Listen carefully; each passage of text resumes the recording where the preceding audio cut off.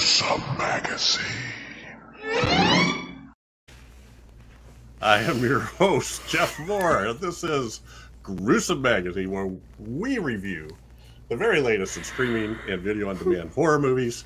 Each week, Doc Rotten, Crystal Cleveland, Dave Dreher, Christopher G. Mohr, and I take a look at various spooky, scary, and gory genre offerings. Not with us this week is Doc Rotten, or for this episode anyway. But we are forging ahead. I am joined by Crystal Cleveland, the Living Dead girl. How you doing, Crystal? I'm wonderful. I'm sorry.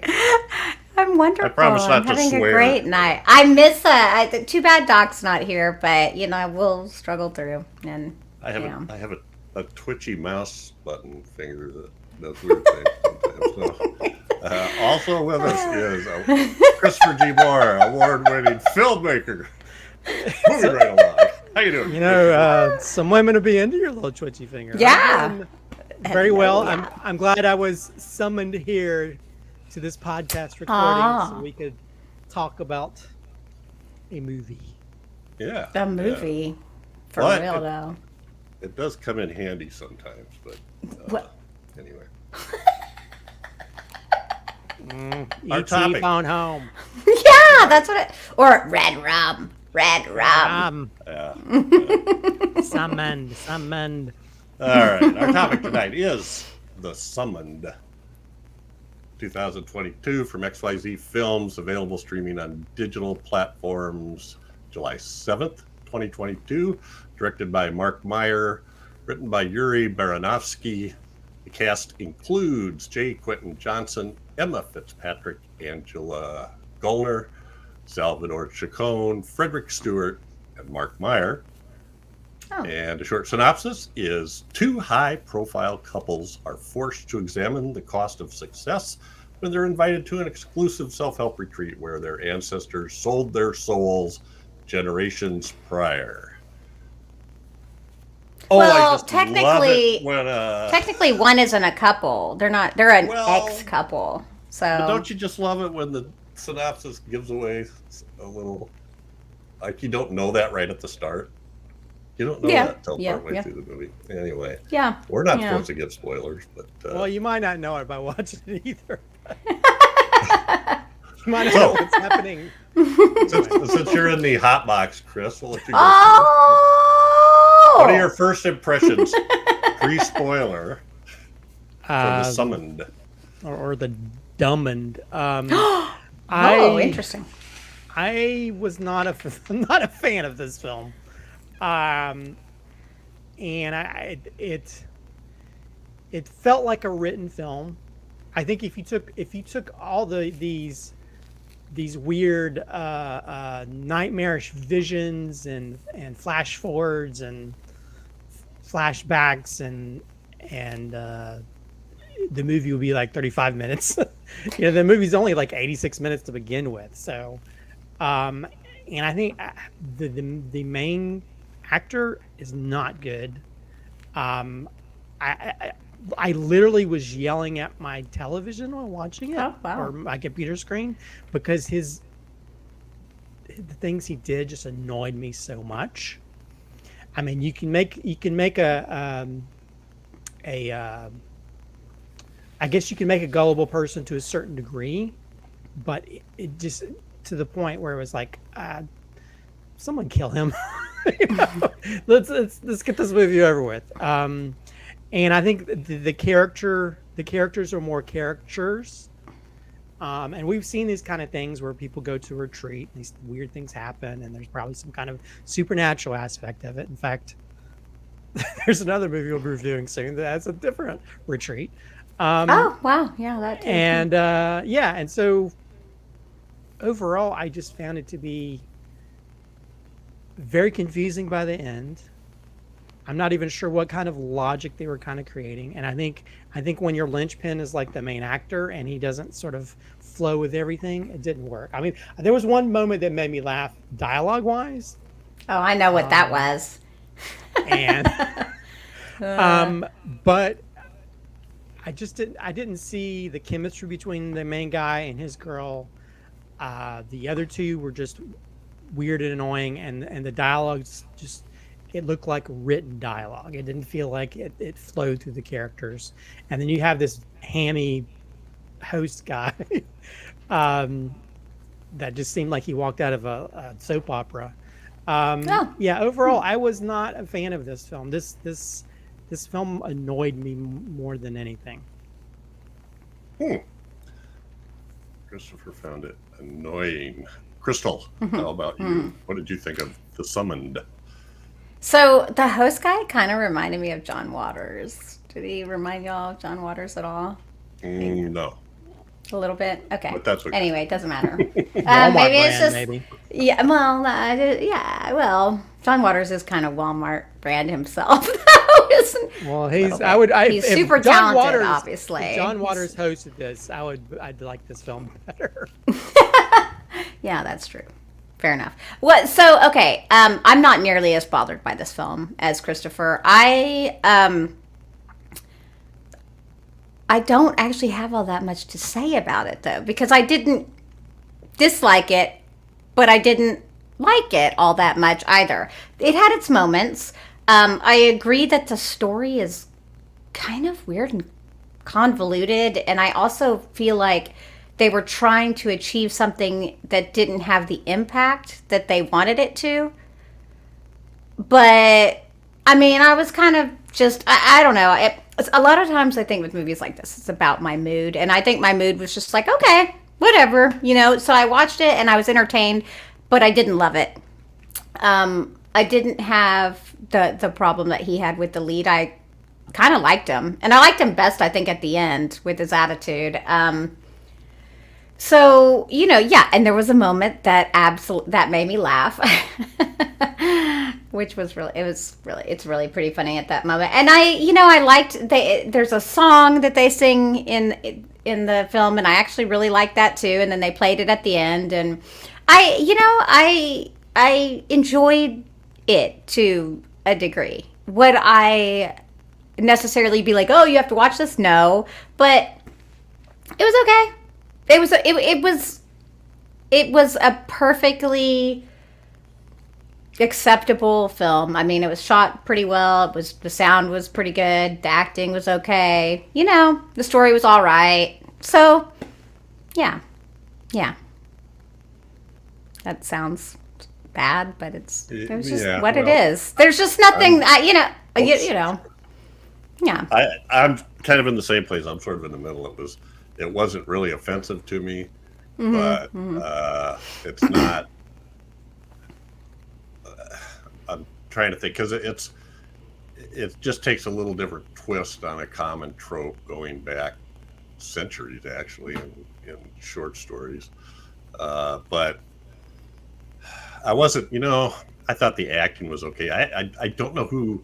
I believe the woman Lynn actually wrote the song and did the singing at the end credits. I thought I saw her name there. And then she sings the song with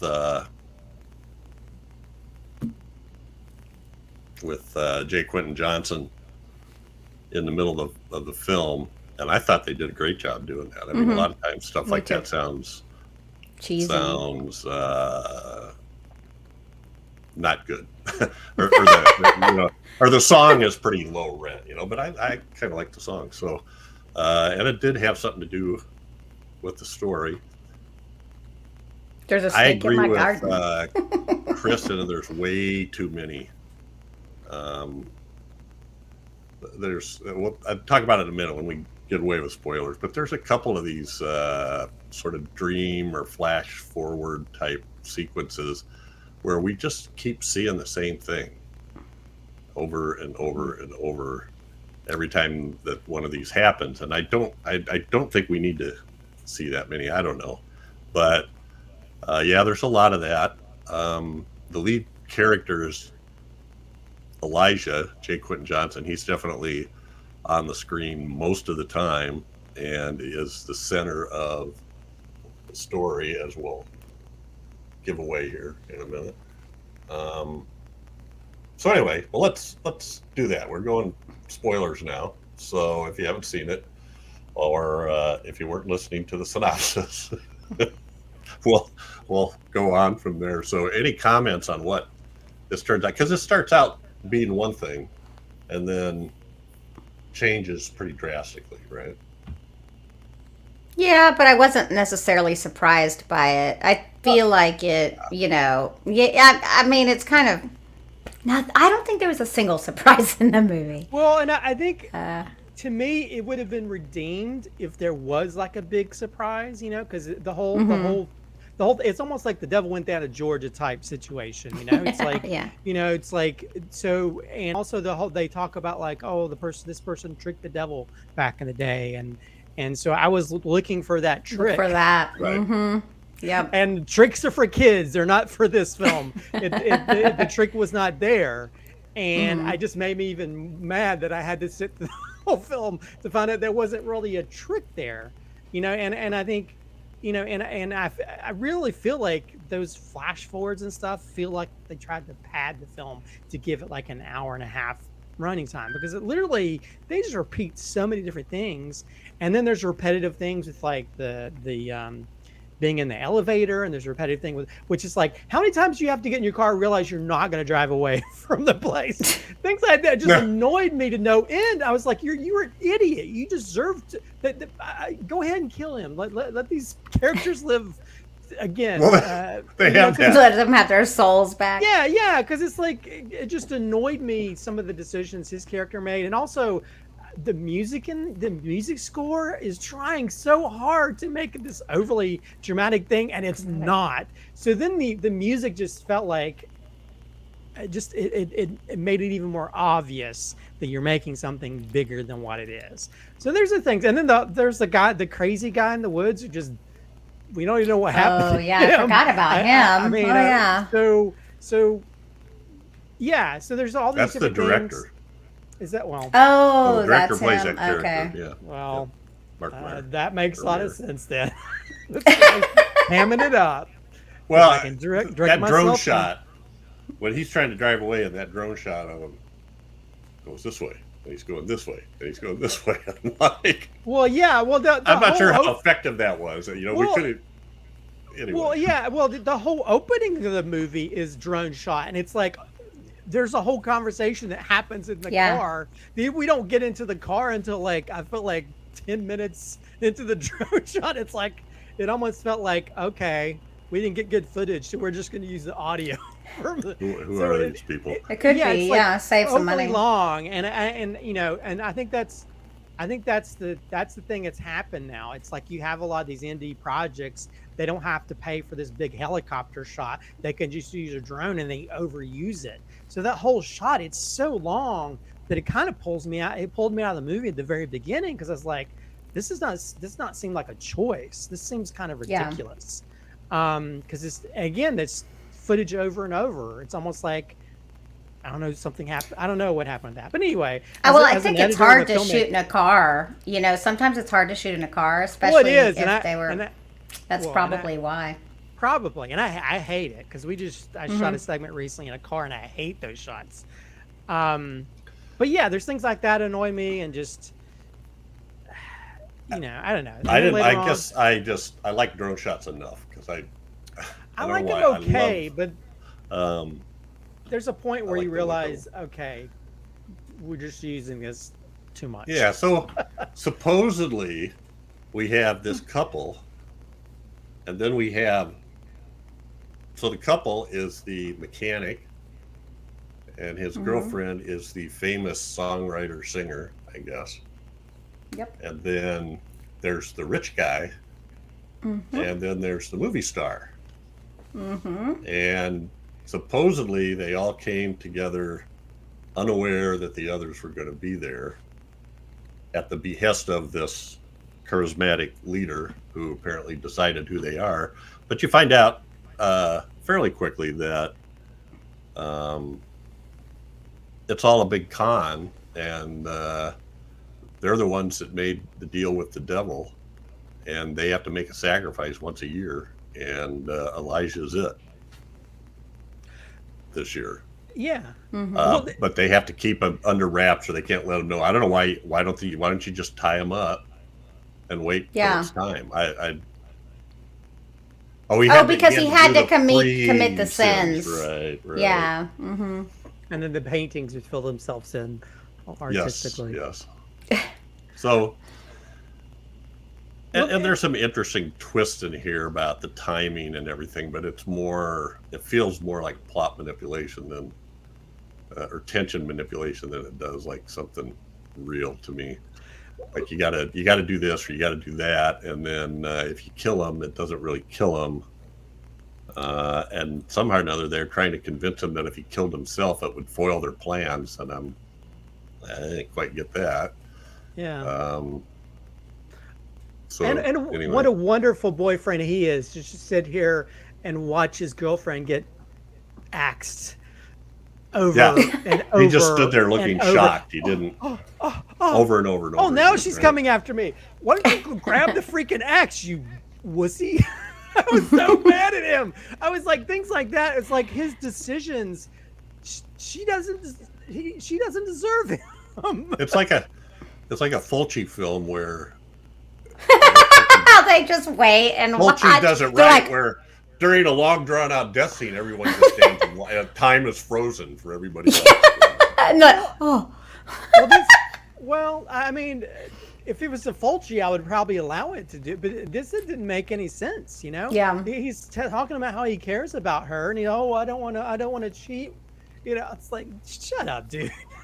Well, most of the violence in this film the actual gore takes place off screen. Yeah. Mm-hmm. Well, a lot of we stuff see takes her place off screen. Throwing the axe down, and we see blood spraying, but we don't actually see a. Well, they didn't even take the time to record individual videos for all these victims that have come into the house, which would have been easy to film it on a freaking camera phone. They don't show you that, and I guess their big trick is that convenient piece of letters or script they left. Oh in the my car. God! Right. Which they don't even you don't know it. I guess that's the big trick is him reading what that is, but it's like there's so many things they leave out, and you don't know what's going on, and you do know what's going on, and like, well, that's stupid. And it's like there's so many things that they hold back on. And other stuff that wouldn't cost anything to do. Like, to be honest, I thought he was just watching the same video over and over on that girl's phone, because I didn't realize, other than that one picture of the one guy, I didn't realize all those. Time, I didn't realize that was different people, and how more interesting. And it just reminds me, Get Out's a better version of that. Get Out when he's going through all the different pictures. I kind of remind that's a me better of that film. too. That's a better film in that respect. So yeah, there's a lot of not really good storytelling in what they show and what they don't show, and just the character interactions don't make a lot of sense. I mean, to me, the most dramatic part was him playing the guitar. That seemed the most natural scene in all of the film, because it felt natural, it felt emotional, it felt. I was like, oh man, if it was like this, but then it goes back to Doofus, going around. Oh my gosh, it's. Just talking about it's making me more angry about this stuff. See, I don't know why. I just wasn't that bothered, but I mean, I get it though. When you're saying I can't disagree with, I don't disagree with what you're saying at all. Actually, I'm like, oh yeah. I don't know. Well, when I watch a film, sometimes I get invested, and I want the story to play out a certain way. And if characters are doing stuff that just consistently is idiotic or doesn't make a lot of sense, it's okay if it's idiotic in the type of way some films are. Like horror films are, well known for having idiotic characters. But this one, it didn't seem like a lot of his decisions made a lot of sense, and by the end, I didn't even believe any of it, because he didn't seem like, I'm not even sure with the ending. So okay, that's what I was about to say too. I'm not sure exactly what. I think that he did. We're in Spoilerville, but did he sell it? Does that, by him killing him? I think he did. His soul was sold. I didn't think he did, but it didn't. On the other hand, but he did say that it was. He was certain it was going to be a hit. Well, but that was because it was her music. He had her book of her music. Oh, fair enough. Maybe that's So why. I didn't. Yeah. I thought maybe. Maybe He's just stealing it repeating the from line her. that he used about her music himself earlier. Yeah. Oh, okay. But So I didn't get, how did she become the head of the thing? How did that happen? You saw that scene I at the don't end, know. right? Where Yes, yeah, comes out on the balcony. after credits kind of thing. Yeah. Where Was she there just after like credits one? Yeah, where she took over. I didn't- She was like, "Hello, everybody." Blah After blah everybody's blah. Yeah. dead or dies and he drives away, or he's on, did he have a driver? What was the deal there? It was her driver. It was her Yeah, Uber that's driver. right. That's right. And after the credits, then we go back into this building and how the host retreat, came yeah. out on that balcony and welcomed everybody. She comes out on that balcony to welcome people. So You she's don't like see the who new other host. people are, but Oh, I was done with the film, so I didn't watch it through the credits, and now, doesn't mean I have to go back and watch the. No. Does It was does nothing. Okay.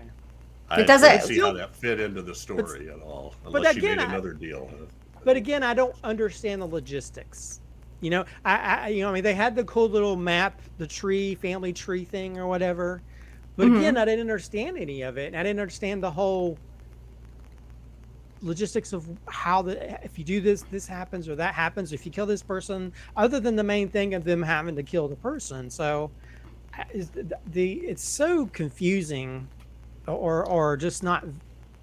Well, their kids took over the curse, right, when they died. Yeah. They Yes. took it over from the family. So none of them had any kids. Yeah, but why did he want his soul, that descendant's soul so badly? I don't understand. That's the part that I didn't get. I get that part, that the kids have taken, it falls to the kid, but Was it because he was a descendant of the person that tricked the devil? yeah, but how? Like how? That's what I want to know. How? How did he trick? But we didn't find that out. That was Yeah. Again, there's so many there's missing pieces that might explain he got it away better. basically. So I just ended up being more confused about actually how everything played out. Yeah. Yeah. Well, let's. If y'all understand it, why don't y'all comment below and tell us what we don't get? Because I'm sure there's plenty here Yeah. that we don't get.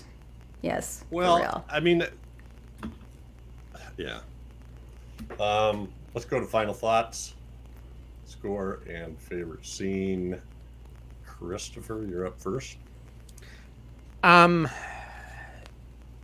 This film summoned irritation for me, and I it's funny because like I can watch certain films, and I'm not as very particular about like story or characters. If there's certain elements that I can sort of override that, whether it's the visuals or dialogue, sometimes the dialogue's better than the visuals. So there's always certain elements, but this I didn't.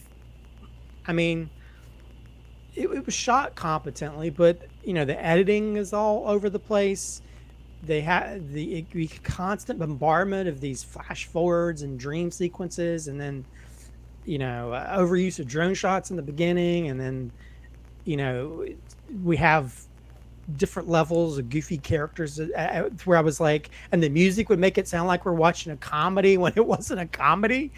And the music is horrible. The music is not helpful to the story. So there's a lot of disembodied elements that have been summoned to one big mess of a film that doesn't work for me. So, and I think the whole gist of the movie is very confusing.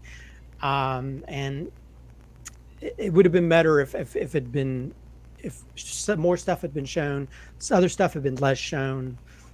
And I didn't like the main actor. It didn't really work for me, and everything else just felt like characters and just pulled me out of the film and just made me mad at some of the decisions characters made. So, so as for rating, this movie will summon a.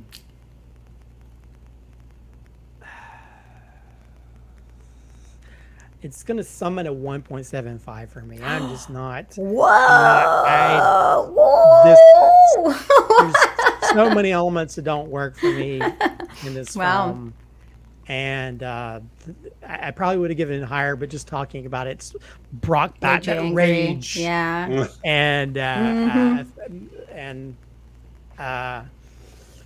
so yeah, it didn't work for me. And as for favorite scene, I'm just gonna go with my favorite line from the movie. And I don't know if it's the same thing you're thinking of, Crystal, but there's a part where the music he plays the song, and at the end the Instagram actress lady says, "Forget you, I want to F your voice." Your voice.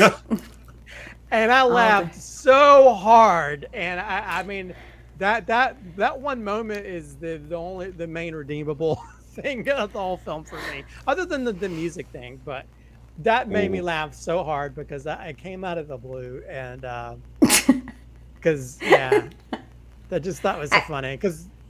So yeah, that's probably my favorite moment of the whole film. All right. Well, let's see what Crystal thinks.